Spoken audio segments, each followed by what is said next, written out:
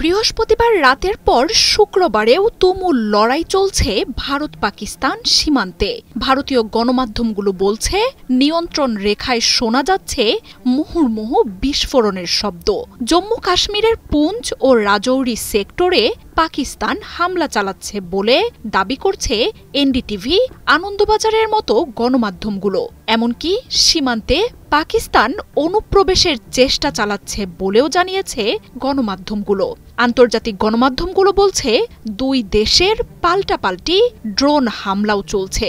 সেই প্রেক্ষিতে জোরালো সতর্কতা জারি হয়েছে ভারত জুড়ে।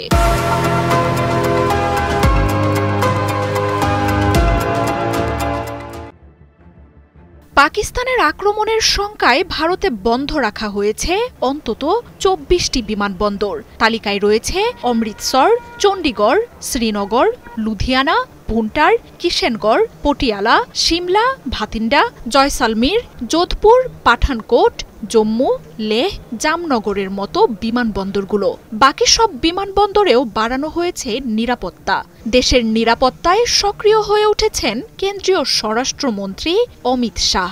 দিল্লিতেও বাড়ানো হয়েছে নিরাপত্তা। বাতিল করা হয়েছে গুরুত্বপূর্ণ দপ্তরগুলোর সরকারি ছুটি। বৃহস্পতিবার রাতে পাকিস্তানের ক্ষেপণাস্ত্র ও ড্রোনের একের পর এক বিস্ফোরণের কথা জানায় ভারত। সেনা ঘাঁটি লক্ষ্য করে চালানো এসব হামলা ঠেকিয়ে দেয়ারও দাবি করে দেশটি। তবে রাতভর হামলার পর শুক্রবার ভোর থেকেই দুই বাহিনীর তীব্র লড়াই চলছে সীমান্ত রেখায়।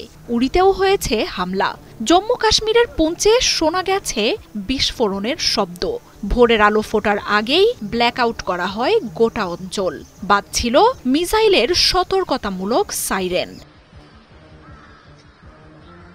হামলার পরই পাকিস্তান থেকে ভারত সীমান্তে অনুপ্রবেশের চেষ্টা হয় বলেও জানাচ্ছে ভারতীয় গণমাধ্যমগুলো। বৃহস্পতিবার রাত ১১টা নাগাদ জম্মু ও কাশ্মীরের সাম্বা জেলার আন্তর্জাতিক সীমান্তে বড় ধরনের অনুপ্রবেশের চেষ্টা করা হলেও ভারতীয় সীমান্তরক্ষী বাহিনী তা ব্যর্থ করার বার্তা দিয়েছে। সংঘাতময় এমন পরিস্থিতিতে থমথমে পরিস্থিতি ভারত জুড়ে। বড় সংঘাতের শঙ্কায় সতর্কতামূলক একের পর এক ব্যবস্থা জারি করেছে নরেন্দ্র মোদীর সরকার। রাজস্থানের সীমান্ত সংলগ্ন গ্রামগুলোতে ঘুরে ঘুরে সতর্ক করছে পুলিশ। সীমান্ত সংলগ্ন জয়সালমীর, বাড়মেরেও টহলের পাশাপাশি নাগরিকদের সতর্ক করছেন তারা। পাঞ্জাবে আগামী ৩ দিন বন্ধ থাকবে সমস্ত সরকারি বেসরকারি স্কুল কলেজ। এর আগে বৃহস্পতিবার রাতে পাকিস্তান থেকে হামলা চালানোর কথা জানায় ভারত। দেশটির সামরিক স্থাপনাকে লক্ষ্য করে পাকিস্তানি ড্রোন ও ক্ষেপণাস্ত্র হামলার কথা জানায় সরকার। তবে হামলার কথা আনুষ্ঠানিকভাবে স্বীকার করেনি পাকিস্তান। মার্জিয়া উপমা, ৭১।